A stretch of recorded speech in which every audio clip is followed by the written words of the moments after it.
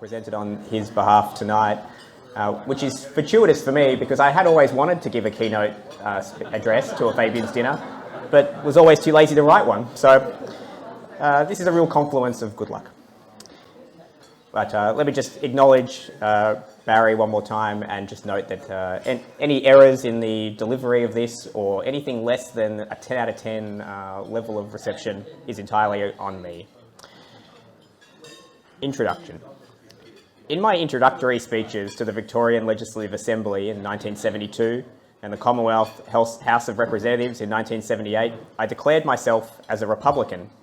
I was the Deputy Chair of the Constitutional Convention held in February 1998 to determine what model of republic would be put to voters in the referendum of November 1999.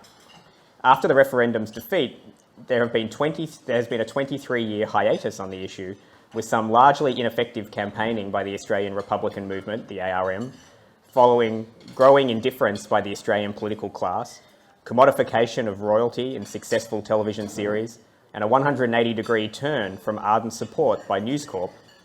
Republican models become deeply unattractive with the examples of Trump, Bolsonaro, Putin, and Rodrigo Duterte. There's a striking lack of enthusiasm in Canada for becoming a republic, or New Zealand. Both major parties entered a virtual cone of silence during the lifetime of Queen Elizabeth, but with her death, a new approach may be possible. The major problem is the Constitution. Get that right, and the monarchy is then repatriated. The one big idea that I want to push is this. It is a major mistake to isolate the Republic issue as if that was all that matters. The great priority must be to change the Constitution so that it reflects existing practice. This would involve a major education campaign to explain what it is that's in the Constitution and what is not. Schools, universities, the media, and in all its forms would need to be involved, also communities. It's a matter of being honest with ourselves. If students ask me for advice about how the Commonwealth government works, I encourage them to steer clear of reading the Constitution, which could only confuse them. The biggest possible change would be to actually apply the Constitution in the Commonwealth of the Commonwealth of Australia, the jewel of a constitution, according to David Flint, the world's best constitution, according to Kerry Jones, as it is written. That would really frighten the horses. The office of Prime Minister would disappear.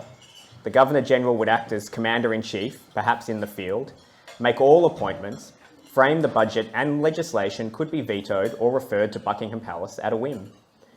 The Republic versus monarchy impasse demonstrates a disturbing degree of Australian infantilism, a lack of faith in our own institutions, and an ingrained pessimism that if we attempted to change the status quo, we'd muck it up. Infantilisation is essentially a reluctance to leave home. Our view of history was distorted, with many of our leaders, John Howard for example, acting as if Australia had begun quite arbitrarily in January 1788, that First Nations history was irrelevant or peripheral, and that we had never had to address issues such as the frontier wars, slavery, racism, class, or inequality. And our political system was simply a transplant from home, the United Kingdom.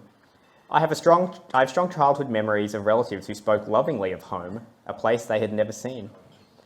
Who was King Charles I of Australia? Prime Minister Albanese, sure-footed on most issues since his election, seemed slightly adrift after news of the sudden death of Queen Elizabeth on the 8th of September 2022 from old age. She'd looked reasonably robust 2 days earlier. Appointing Liz Truss as Prime Minister had not been a pleasant task. Dying is what people in their 90s do. They are good at it. But the PM insisted that Australia was following a protocol dating from 1954, 9 years before he was born. He conceded that he did not know who had made the protocol. Governor-General David Hurley declared King Charles III to be the country's head of state in a ceremony outside Parliament House in Canberra on September 11. The proclamation read, "We now proclaim Prince Charles Philip Arthur George to be King Charles III, by the grace of God, King of Australia, and his other realms and territories, head of the Commonwealth, and with hearty and humble affection, we promise him faith and obedience." The use of the term obedience in the proclamation of Charles III as King of Australia came as a shock. Humble, as in humble affection? When do we get up from our knees? Faith? What faith would that be? The Church of England, as shaped by Henry VIII? Obedience. Seriously? King Charles III gives us an order and we obey? The Australian Parliament abandoned its sittings. The United Kingdom's Parliament continued them.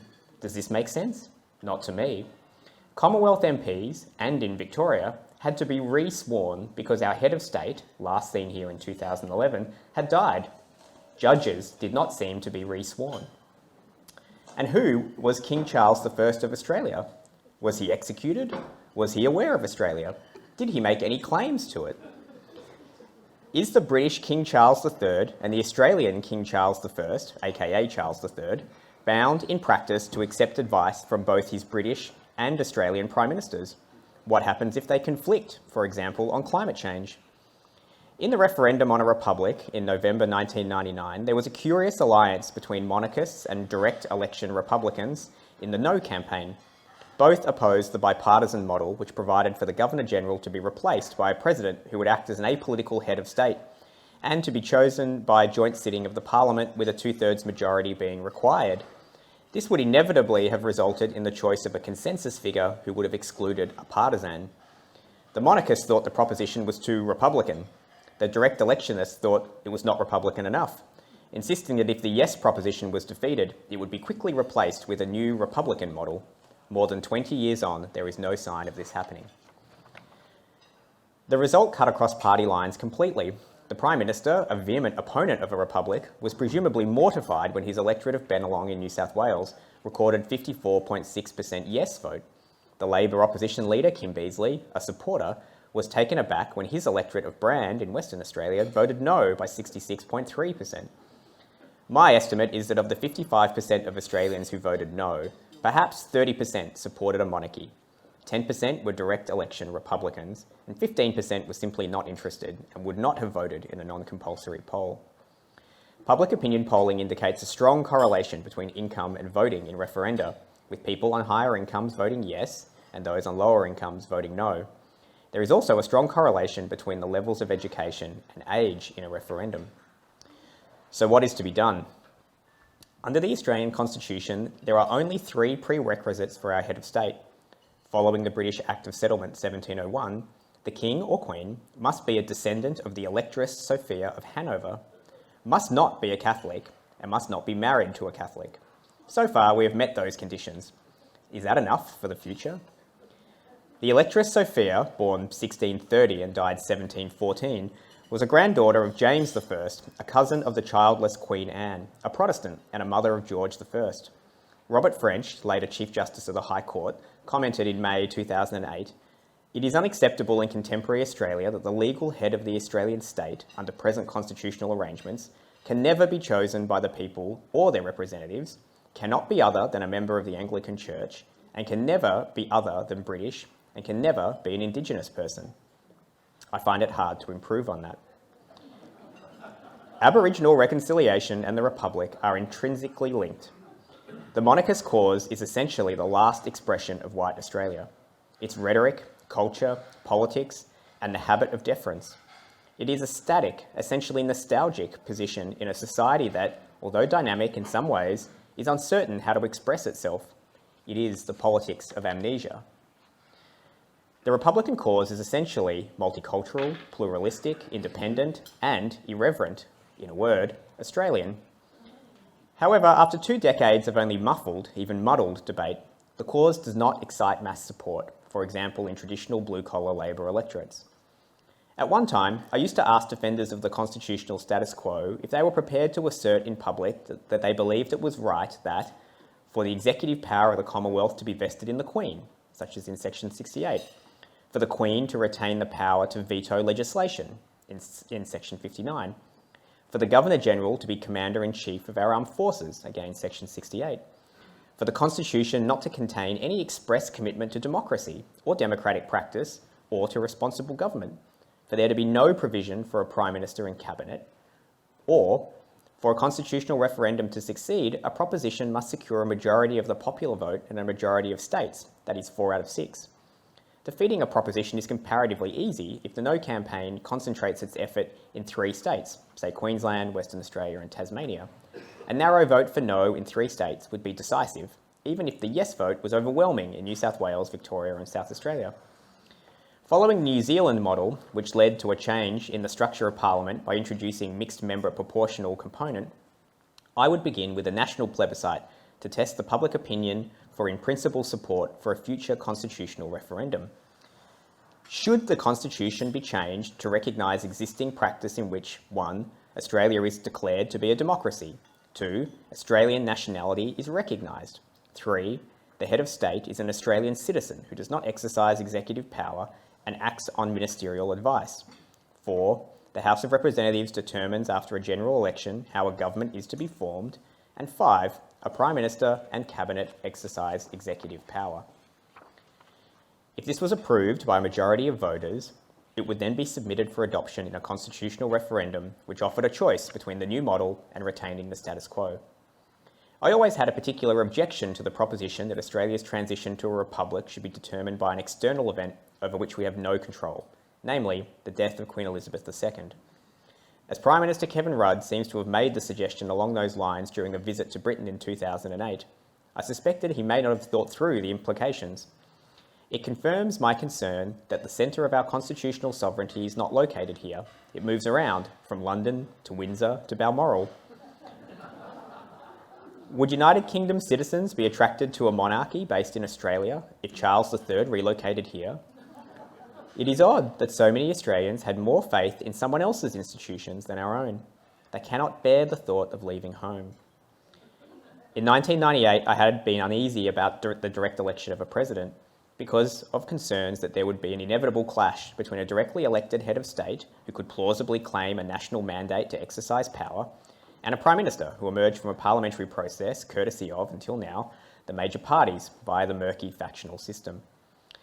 I concede that direct election has generally worked well in the Irish Republic, where there is a mixture of direct and indirect processes.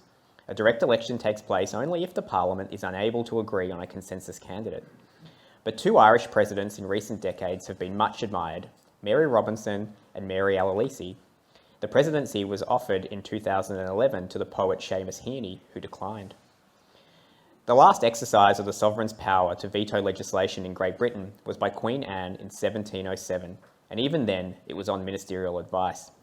But under the Commonwealth Constitutions, sections 58, 59 and 60, the veto power is specifically retained in Australia.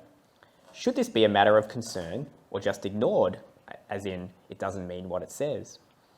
There is an astounding paradox at the core of the Commonwealth of the Australian Constitution Act. Australia's Constitution is the only one in the world in which the text was adopted by direct vote of citizens, overwhelmingly male, in a referendum. However, the Constitution does not refer to democracy, democratic practice, or the system of responsible government as we have experienced it for 122 years. The 1901 Commonwealth Constitution was an anachronism from the outset, as Henry Burns Higgins and others pointed out at the time. The Governor-General rarely played a significant role from the outset. 7 of the first 8 of them, admirable, chinless wonders, appointed from Britain with little or no knowledge or links to Australia. This gave the Prime Minister, not mentioned in the Constitution, a major tactical advantage. Oddly, some issues have arisen only after the practice of appointing Australians to the office. Of our 27 Governor-Generals, I would rank them as 13 duds, 7 fair, 4 excellent, 1 able but interventionist, 1 bad, and 1 imbecile. 2 were Jewish, 3 Catholics. Interestingly, Prince Charles, as he then was, lobbied for appointment as Governor-General in 1976, but the Queen opposed it. John Howard, ironically, played a major role in making the Governor-General a cipher by taking on some roles that would have been carried out by the head of state. So, there are 3 outstanding problems in summary. 1, a lack of ambition, we'd muck it up. 2, the insufficiency of reason. Rationality lacks the psychological carrying power needed to embrace far-reaching reforms. If an old system is to be replaced, a new myth must be created to replace it. And 3, the central dilemma. The minimalist model, why bother? The maximalist model, you'd wreck the joint. What's the role of political parties? How do you get an elected president or a head of state who is above politics? I hope Fabians might have some useful solutions. Thank you.